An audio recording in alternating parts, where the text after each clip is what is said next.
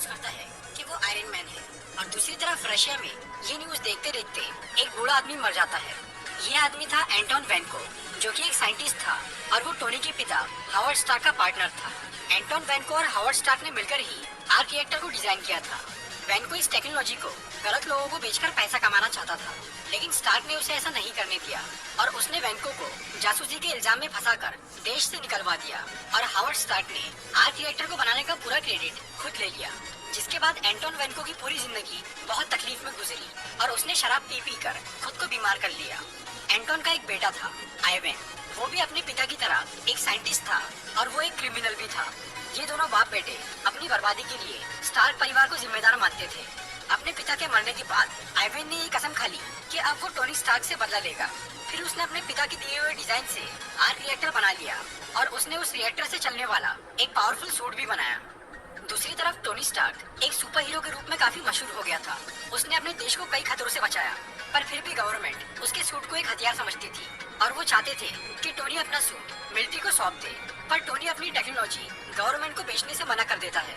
इसी दौरान टोनी को ये पता चलता है कि उसके आर्क रिएक्टर की वजह से उसे ब्लड पॉइजनिंग हो रही है। उस रिएक्टर को पैलेडियम नाम के एक एलिमेंट से पावर मिलता था, लेकिन इस पैलेडियम से धीरे धीरे उसके शरीर में जहर फैल रहा था और पैलेडियम के अलावा कोई भी एलिमेंट उस रिएक्टर को नहीं चला सकता था।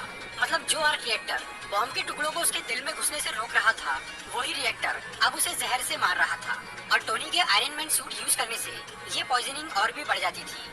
वो अपनी इस हालत के बारे में किसी को भी नहीं बताता और अपनी मौत को करीब आता देखकर टोनी बहुत अजीब हरकतें करना शुरू कर देता है।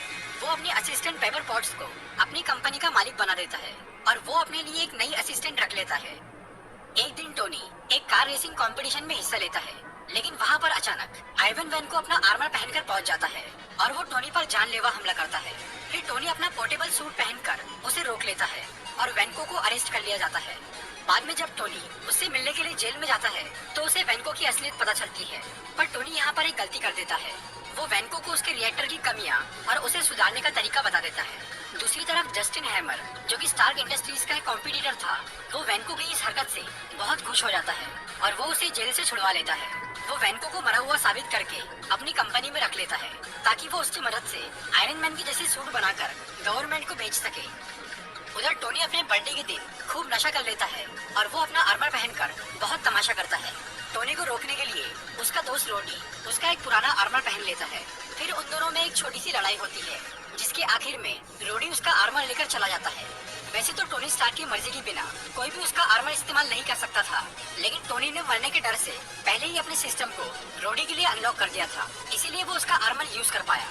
और क्योंकि रोडी मिलिट्री का एक ऑफिसर था, इसीलिए उसकी वजह से गवर्नमेंट को अब आयरन मैन का सूट मिल ही गया। फिर मिलिट्री वाले इस आर्मर को जस्टिन हैमर से अपग्रेड करवाते हैं और वो नया सूट कहलाता है वॉर मशीन आर्मर। दूसरी तरफ शील्ड के डायरेक्टर निक फ्यूरी टोनी से मिलते हैं और वो उसे बताते हैं कि उसकी नई असिस्टेंट असल में एक जासूस है, जिसका असली नाम है नताशा रोमानोफ। निक फ्यूरी ने नताशा को टोनी पर नजर रखने के लिए भेजा था, क्योंकि वो काफी उल्टी सीधी हरकतें कर रहा था। निक फ्यूरी टोनी को पैलेडियम पॉइजनिंग से बचाना चाहते थे।